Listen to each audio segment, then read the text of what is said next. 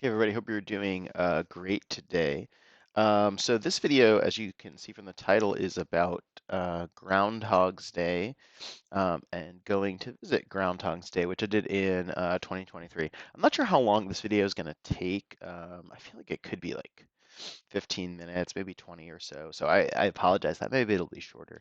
But really, this is just my reflection on Groundhog's Day, some of the things I did to go there, and just some advice if you decide to go to Groundhog's Day. I think it can be a really fun experience as the Groundhog's Day in Punxsutawney, Pennsylvania.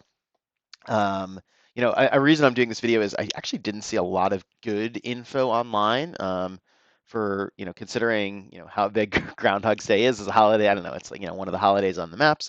It actually took a lot to find like good, reliable information before we went, even in 2023. So this is some of the things I learned. Some of the stuff is I learned on the internet, but actually a lot of it was just going there and giving my perspective. So Punxsutawney, Pennsylvania is where Punxsutawney Phil, the groundhog, lives. And it's kind of in the middle of Pennsylvania. It's closer to Pittsburgh. I think it's about 90 minutes from Pittsburgh. There you can see Punxsutawney on the map. I live over in New York, and so like went on 80 past Scranton, sorry, 84 past Scranton, down on 81, and then across on 80. That's kind of the major way you're going to get there. You might be able to, head up from Pittsburgh on some of these side roads. I'm actually not even super sure about that. Punxsutawney is kind of in a weird spot, so my advice is unless you're coming from like, I don't know, Penn State or Altoona or somewhere down there, you're probably going to want to take 80 to get there. I'm actually not sure what the best route is for Pittsburgh. Sorry about that. Um, okay, so the town that I think is probably the best to stay in, where we ended up staying with, is Du Bois, Pennsylvania. There's like quite a few hotels in Du Bois, like 5 or 6 like decent ones. We stayed at the Hampton Inn, which wasn't bad. There's a Fairfield Inn, Homewood Inn, Comfort Inn and Suites. There's a Best Western that I don't know how I didn't check that one out, but that one might not be terrible. So there's like 5 or 6 like pretty decent hotels in Du Bois, Pennsylvania. There's also like a couple of crappy hotels if that's what you're looking for. Punxsutawney itself, I was looking, only has like 1 or 2 hotels that I could see. There was something. There was like a kind of a looks like, I don't know, kind of the level of a Comfort Inn. I don't know what the prices that would be at that time of the year. It doesn't look like there's like a Fairfield or like a Holiday Inn Express or anything in Punxsutawney itself. So I think you're gonna have to stay somewhere else. My bet is Du Bois. You probably might find some mileage in Brookville. Um, but that was my recommendation. I don't know. Some people are probably staying in Indiana, Pennsylvania. Maybe if they're coming up, flying in from the Pittsburgh area. There were a couple of decent looking hotels in Indiana. They did jack up the price a little bit during for the holiday, but I booked like around New Year's Day, so what, like a month out, and I was able to get a hotel for like $240 for the night of February 1st, and then for the night of February 2nd, it was like back down to like $150 a night, and probably the day after it'd be like 110 or 120. So not that expensive. You're probably paying like an extra $100 for hotels than you might have otherwise. And again, I kind of waited until New Year's Eve when I was like watching the New Year's Eve thing, and I'm like, oh, it looks terrible standing out in the cold for like 12 hours. Don't want to do that. Um, One good note about Groundhog's Day is you don't have to stand out in the cold for 12 hours, not even close to that. So if you're thinking about how early you have to get there for Groundhog's Day, you're in luck. Really, if you get there at 3 or 4 in the morning, you'll be totally fine to get a really good spot. And then if you get there, I don't know, even 5 or 6, or probably even closer to 7, you probably will even potentially see the groundhog. I'll give you some thoughts on how that might be a challenge in just a second. So anyway, we ended up staying in Du Bois, Pennsylvania for 2 nights. We stayed at the Hampton Inn, which is like next to Pizza Hut and next to the mall. Again, the Du Bois, Pennsylvania is not like a culinary gem. We went to Perkins and Taco Bell. I don't know if there's any, like, there might be some restaurants downtown that are kind of good, but we didn't go. There was like an Italian place that was mentioned. Um, they got a supermarket, they got a campus at Penn State. it's a good place to kind of have as your home base for a day or two. I would definitely recommend staying there over Punxsutawney. Sorry, Punxsutawney, lovely town for Groundhog's Day, but not a ton to see there. And I'll get to Groundhog's Day in Punxsutawney, Groundhog's Day in a little bit. So yeah, we got there the day before. This Groundhog's Day was on like a Thursday, so we got there like Wednesday, right? So we booked like February 1st into February 2nd. We got there in the afternoon. We had dinner. I had some work meetings that I had to do online. We went to bed at like 11 p.m. and then we set our alarms for like 2:30 a.m. Again, we really wanted to get to Groundhog's Day. We were probably a little more go-getters than we needed to, so but that's what we did. So yeah, literally, if you think about it, we went to bed at 11 p.m., got up at 2:30 a.m., which is like literally a 3.5 hour sleep. I probably woke up more like 1:30, so I slept like 2.5 hours that night. Not a great sleep. But yeah, we got up at 2:30, and my father and I were joking because I think at 1 a.m. I was woken up like there were definitely people going off to see the groundhog at 1 a.m. And my father and I were joking because the night before, the parking lot was filled with people going to Groundhog's Day, and we're like, okay, like, is the parking lot going to be empty, right, at 2:30 a.m.? Are we too late to go see the groundhog 5 hours later? But actually, when we got outside, most of the cars were still in the parking lot. I think around 2:45 a.m. And remember, this event goes off at 7:20. So, 5 hours before, most people were still fast asleep at the Hampton Inn in Du Bois, Pennsylvania. I suspect most of them were there for the Groundhog's Day, or at least, 75%. So we're like, okay, like maybe this will actually work. So 2:45, we got up, we drove south of Du Bois, like all the traffic lights were turned off, nothing was going on. We went on this sort of, I mean, it's an okay road at first, 119, and then like the last little bit gets a little windy. There are signs for deer crossings, and like there's also like an Amish community in here. So if it wasn't the middle of the night, you might have some Amish, um, you know, buggies to contend with. I actually visited Punxsutawney just on a trip to the Midwest about 6 months ago, and that was in October, and there were actually Amish carts on this road. So it sounds funny, but that is kind of a real danger when you're driving at 30, 35 miles an hour, and then you like pull up behind a horse and buggy that's going like 30 minutes. I also think the Groundhog's Day tradition actually comes from like the Pennsylvania Dutch, the Amish, so that kind of explains why they're in the area. Although there's other parts like Lancaster County, far away in Pennsylvania, that's also big. Yeah, this is mostly Western Pennsylvania, right? I think the main Amish thing is down here by Harrisburg. This is kind of in the middle of nowhere, closer to Pittsburgh, more Western Pennsylvania. Okay, so we'll zoom into Punxsutawney, kind of come in on like this 119 road. There's like a big freight depot here. When you come in, you feel like you're going into like a I don't know, kind of post-industrial hellscape, even though it is in the middle of nowhere. Punxsutawney is kind of one of those like post-industrial Rust Belt towns. I think when we came into town, we came in, yeah, right on 119. Got there about, with all the traffic, about 3:30. Not with all the traffic. We didn't see much traffic actually driving.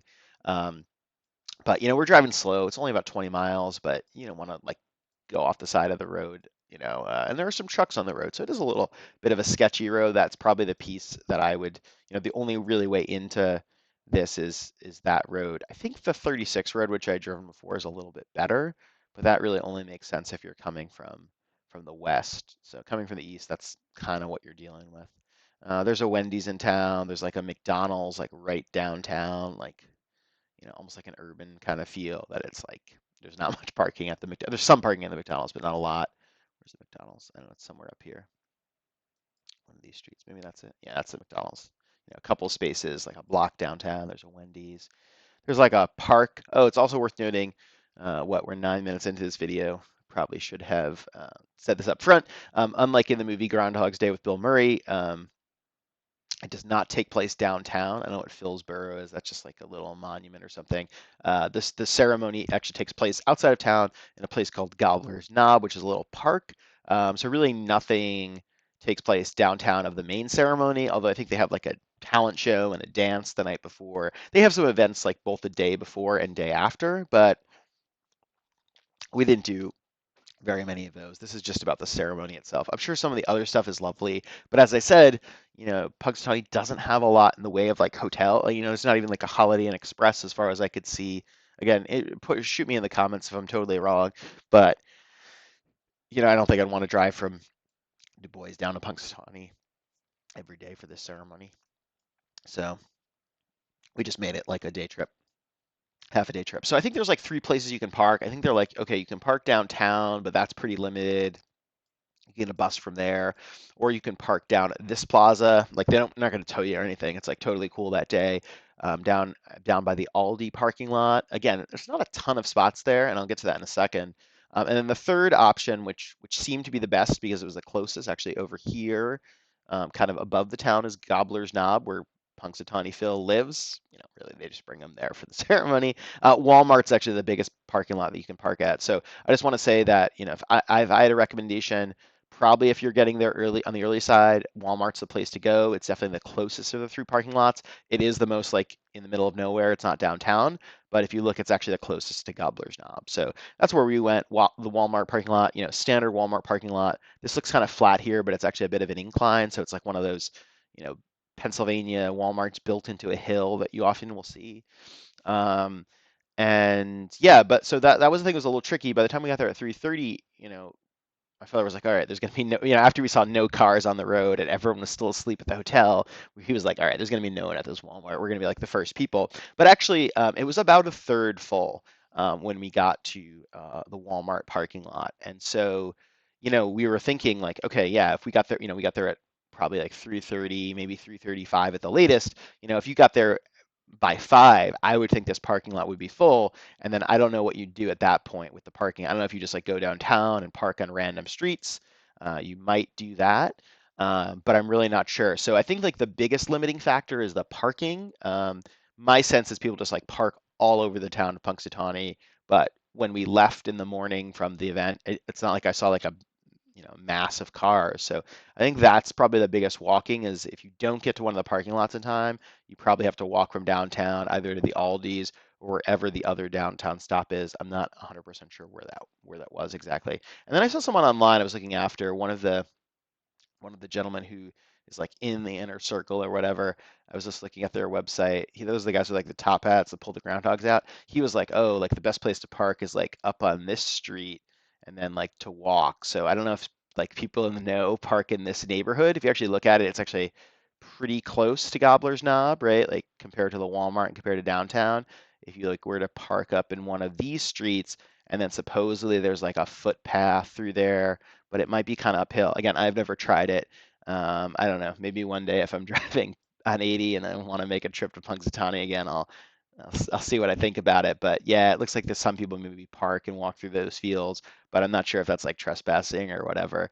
So I don't have any, real thoughts on that particular strategy. But I don't know. One guy mentioned it might be like the insider way, one of those like anybody in the know. Anyway, we parked at Walmart.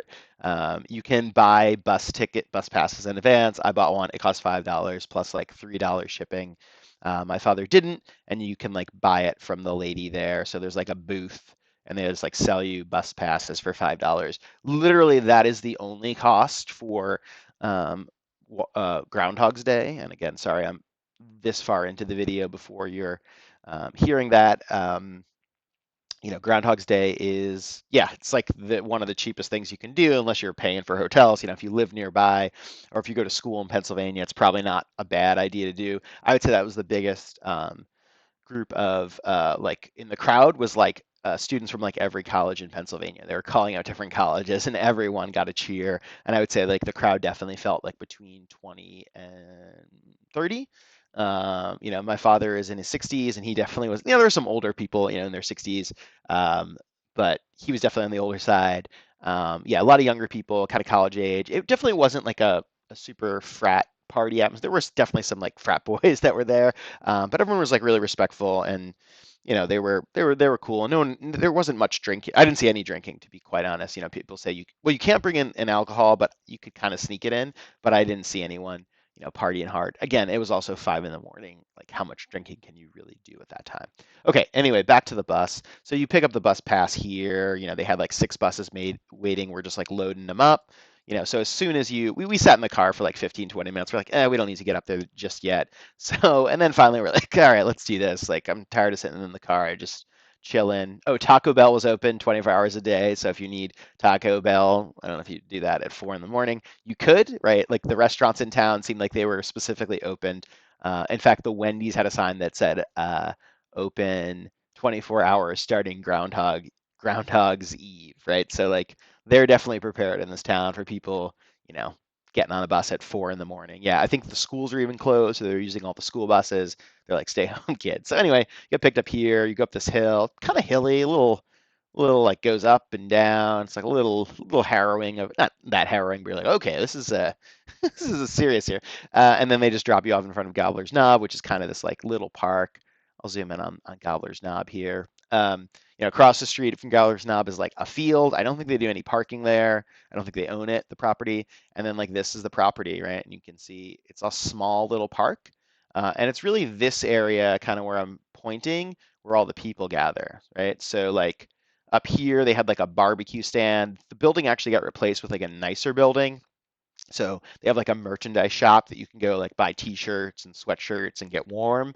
And then they had like a barbecue truck over here. Just that one vendor. I think they're also selling like hot chocolate and vats, but I didn't really see that. My father said that he did. I don't know. Somehow I missed that. They also have like a fire over in this area. People are like kind of going around it. There are a lot of people crowding around it, so I really wouldn't count on the fire for warmth. There was definitely like 90% of the crowd was ready for the groundhog, and 10% of the people were kind of like, F this, I'm here for the fire. But I wouldn't really count on the fire for warmth. It got a little too crowded. Anyway, so this is how you go in. I'm going to try to show you a picture of like the bowl area where everyone gathers. This is at like, you know, went in at like 4 in the morning. They had lots of floodlights, so it was like it was nighttime, but it kind of felt, I don't know, like there was people around. They had I think they had like county sheriff people. They definitely had Pennsylvania State Police. Um, that's kind of cool as well. Oh, there's also like a little back entrance. That's the governor came eventually, like at 6 o'clock, 6:40 in the morning, and we saw these like lights going through the woods. Like I thought, like, what is the groundhog getting a police escort? But it's actually the governor of Pennsylvania, Josh Shapiro, was coming in and he greeted everyone. Okay, so that's that. Let me just go. Some people have some nice photospheres, and I think there's like one that was done in the. Let's see if we can get one of these. All right, one of them was done in the winter, and one was the summer. Oops, great. All right, that's a little hung up there. Oh, there you go. Okay, so there are the photospheres. Some were taken in the winter. I think like one guy took a bunch of them. All right, there you go. I think I dropped into one of these successfully. Or did I? No, I didn't. I'll try that again. Sorry. Oh, that's great. Okay, cool. All right. Yeah, so this is a good one because it kind of shows you the crowd. This is from 2019, so right before the pandemic. I think this gives you, and looking at the light in the sky, they do this at daylight, like at sunrise, they call it, but it's actually like once the sun has like completely risen and it's like, daylighty. So I think it's usually about 7:20 in the morning. Judging by this, and having been there just a few days ago. Oh, this is like February 6th, 2023. So I was just at Groundhog's Day like 4 days ago. I would say this is about, God, I don't think yeah, there's like people up there, but not necessarily guys at the top hat. So this is probably like 6:50 in the morning, maybe 6:55. People are a little tired, as you can see. I hear it also gets a lot busier on weekends. So if you want to go, I would recommend going on uh, weekdays, right? Just look when Groundhog's Day is. If it's a weekday, it's probably all right to go. Like next year is on a Friday. That probably won't be bad. That'll probably be a little bit busier than this one. I probably wouldn't go when it's like Friday into Saturday or Saturday into Sunday. I hear the crowds are quite crazy on those two times. But yeah, here, right, you can kind of see the outer edge, right, like kind of up there. I don't think the crowd goes much past the trees, right? And then so that's like the view you get. That's pretty close to the view I had for the event. Um, Right there. Okay, yeah, so just about the event. This is taking a lot longer than I thought. I guess I have a lot to say about Groundhog's Day. Sorry. Yeah, so thank you for watching as well if you're if you're still listening. Um, Gates open at 3 in the morning. Again, I don't think you need to get there at 3 in the morning. We got to Walmart by 3:30. We probably could have waited an hour before we got on the bus by like 4:30. Again, getting that parking spot at Walmart or wherever is probably the key. So, if you get to Walmart by 3:30, you're probably in good shape, probably more than in good shape. You could probably hang out in your car, go to Taco Bell for an hour and a half probably. I think as long as you're on the bus by 5, you'll be okay. And you could probably still get a pretty decent spot. Yeah, so if you're at Gobbler's Knob by 5 in the morning for 7:20 start, or start and finish, the event's super short. You're probably in good shape. Yeah, as long as you're in Walmart by 3:30, 4 even, I think you can, mosey on up there around 5 and be there for like 2.5 hours. It does get cold. My feet were pretty cold. Make sure to dress warmly. Oh, maybe I'll show you what I was wearing, what I was dressed wearing. Just in case you're wondering, this is from like earlier in the year. I went to a football game in New York at Army West Point. This is what I wore. It was cold that day. Those guys were like trucking it. But it was cold that day. I don't know why they're not wearing anything. But yeah, so that's what I wore to that. This is what I wore to Groundhog's Day. I don't think I even had the buttons buttoned for Groundhog's Day. So like two heavy coats, like a one of those like fur hats, some good gloves. Make sure you got some long johns underneath. And again, some people wore like I probably could have worn like some UGG boots or something, or like some actual good boots as opposed to the Doc Martens I had. But I had like two pairs of socks underneath. But my feet did get kind of cold, so. It was also like 15 degrees. I wouldn't go to Groundhog's Day if it's windy out. If it's really windy, it's going to be miserable. I wouldn't even go if it's like really rainy. I think that would be pretty miserable as well. Okay, so let's go back to the event itself.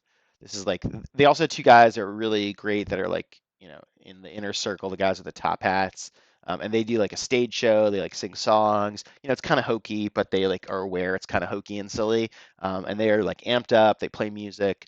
And they do that for like the whole 4 hours, right? So, that's like the one nice thing is you basically get like a free concert while you're waiting. So it makes it pretty bearable. And after like the first half hour, it starts to go pretty quickly. At 6:30 or so, they do the fireworks like about 50 minutes before they bring out the groundhog because it's still dark at 6:30. They do a fireworks show up here. That's really cool because it's like fireworks in the cold. I kind of like that. Again, free fireworks, free entertainment. The only thing we paid for is the $5 for the bus. They could probably charge like 20 or 25 and people would feel the same about Groundhog's Day, but they only charge 5. Probably not making a lot of money on it, but that's their choice. Good for them. Keeping it cheap. It's kind of awesome. Yeah, 7:20 they bring out the groundhog. I have a video. I think I posted also on YouTube. You can probably find it in my channel. I'll probably try to post a link in the description for this, where they actually like pull out the groundhog. People are like yelling for the groundhog, and when the groundhog said 6 more weeks of winter, everyone booed the groundhog, and then they like just ran for the buses, and the guy who was like in charge was like, "Visit the businesses in town, please." He sounded a little desperate. Again, I feel bad for Punxsutawney. I'd visited there in October. I didn't really stop in the town, and I didn't really stop again either this time. So, it's really not a ton to see downtown in Punxsutawney. So I do feel bad saying that, but I'm just giving you like kind of my honest impressions of things. Maybe I missed some stuff, and you'll find some great stuff, and you'll tell me I'm an idiot in the description or the comments. That's totally fine. I would definitely be happy to learn that I missed some stuff, but that's just kind of my honest impression on things. Okay, so that's Punxsutawney, the Gobbler's Knob, the park outside of town. I think there might be one that, yeah, this is what it looks like in the summer, right? It's actually, if you just want to visit there, I think it's open during the day. I don't think it's open at night. Actually, it might be. I'm not sure. But you can visit like any time of the year. You're not going to see all that much, right? You've got that like, that shack that, the t-shirt building that maybe it will be open or maybe not. And then like you've got the like place where like Phil lives, but he's not there, except for during the ceremony. When I went in October, I could take a picture, right up there, take a picture of the sign. There's like one other sign, and that's pretty much it, right? So if it's not Groundhog's Day, it's like, all right, I'm taking a picture of an amphitheater, picture of Phil's little house stump, picture of that cute little sign, and then there's like another one, I think, on one of these trees. That's like another kind of cool sign. But that's really it. Groundhogs. I don't know if you're on like a long road trip across Pennsylvania. I don't know, you could stop and have a picnic here. Right? Like there's no one here. You could just do whatever. But yeah, it's cold as heck in the winter. It does get pretty icy. We've had a super mild January here in New York, and yet going to Pennsylvania, it was icy, and it was like they had put straw down, which is great, right, to kind of keep people from slipping and sliding all over the place. But it wasn't like this. Okay, so the only other thing I would mention is, just on the way back, looks like when you leave, they kind of set up like these kind of like metal fences to kind of corral people into the buses. Creates a quite a bit of a log jam. They're trying to keep it organized, but I think what ends up really happening is people get a little like, they get a little too close to each other. You know, I mean, I don't know. I'm not saying this really for COVID reasons. Kind of in this, people not wanting to be close to each other for germs, but it just felt like a little like, this is a little sketchy. Feels a little not dangerous, right? But it's like, people are kind of pushing and shoving. Everyone wants to get the heck out of there. And so, like, there's a huge crowd kind of at the entrance. I don't think there's really any way to avoid it because they put the fences up after you get there. So it's not like really easy to know where they're going to put them. But when we were there, they put up like fences here. So this was one of the bus stops. There was like one here. You can almost see like where there's breaks in the fence. There was one there. And maybe there was one there. So yeah, they put up like 4 bus stops, and they sort of like corral people into those areas and build the fence like while everyone's at Groundhog's Day. So that was like the one thing leaving that was a bit of a surprise. We ended up getting a bus probably within half hour, but the line was pretty long. That I can imagine if it's over at 7:20, there were probably people not getting buses till 9. They were promising people that were still there at like 9 they would get free beer. I don't know if that was true or not, but no one was taking them up on the free beer offer because it was pretty cold. You could also actually stay to like see the groundhog. He has like a little like plastic case or whatever and take a picture with him. But again, I think like 80% of the people were like, get me to the buses, right? So then like once we got on our bus, we went down the road. We can Google map this. Again, it's not a bad road in the winter. I had actually said to my father, it's like, maybe we should walk in. He's like, nah, I'm not walking. A couple of college kids, maybe like a dozen started down the road to walk, but everyone else was waiting for the bus. As you can see, the bus to the Walmart is pretty long. They actually went like did a loop into the town first and then back to the Walmart. So you got to stay on the bus like an extra 10 minutes, but it wasn't bad. But as you can see, it's not 100% downhill, so you'd have to like hike up this hill here. Again, the road is closed down, so you don't have to worry about that. But as you can see, and the more I'm looking at it, the more I'm like, oh yeah, Dad was right. Like we definitely didn't want to get on that. We definitely didn't want to try to walk it.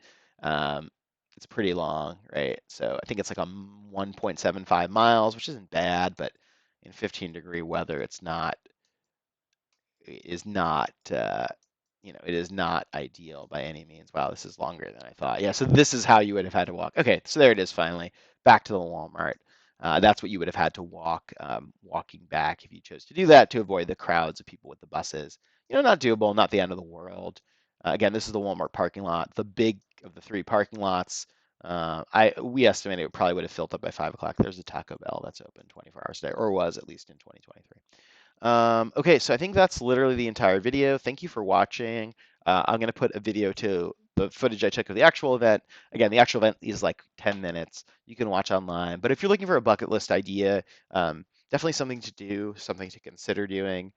I really enjoyed it. My father went to Times Square when he was in college to watch the ball drop, and you know, 45 years later, still describes that experience as the most miserable experience of his life. I don't know how long he waited then, but there were no bathrooms in 1977 in Times Square, and there still aren't today. And you have to wait like 12 plus hours. Sounds miserable.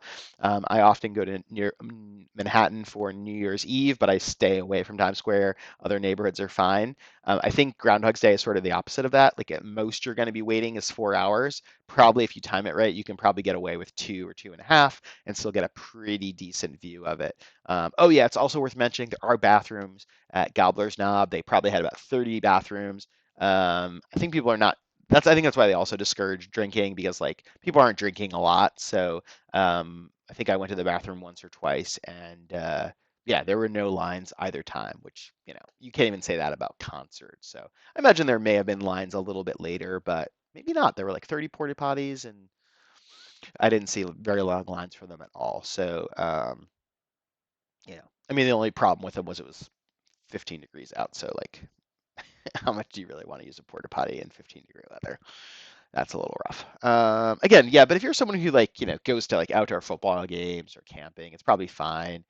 If you're someone who doesn't like the cold, like there were some people that I saw like, oh, they're going to be miserable, just by the way they were dressed, they had like kind of those, they had coats that were not good for the weather. So there were some people that I'm sure were absolutely miserable and hating everyone that said, "Hey, come along with us to Groundhog's Day." But you could kind of pick those out for the wall from the Walmart parking lot. You're like, "Ooh, that person probably should not be going up there because they have like really, really thin gloves or like a really thin jacket. Um, you know, they they were probably in for a not fun 3 hours. But yeah, except for my feet, which are a little cold. Um, it was good. It was good. Good entertainment. Good time. Saw the groundhog. Would I do it again? No, probably not, unless like a friend of mine was like, I really want to do it, then I'd probably go again. But for me, that was kind of a bucket list thing. I don't know. Maybe I'll go back to Punxsutawney one day if I'm ever in that part of Pennsylvania, and I don't know, try to see some of their stores. I feel bad that like literally I only gave them $10 into their local economy. They're also selling donuts, like Krispy Kreme donuts, on the way to the bus line, and I felt bad because I didn't even purchase those. I wasn't hungry at like 3 in the morning, having slept 2 hours. Okay, much longer, much more rambling than I thought. If you just want answers to questions, put them in the chat. And yeah, have a great day. Bye bye.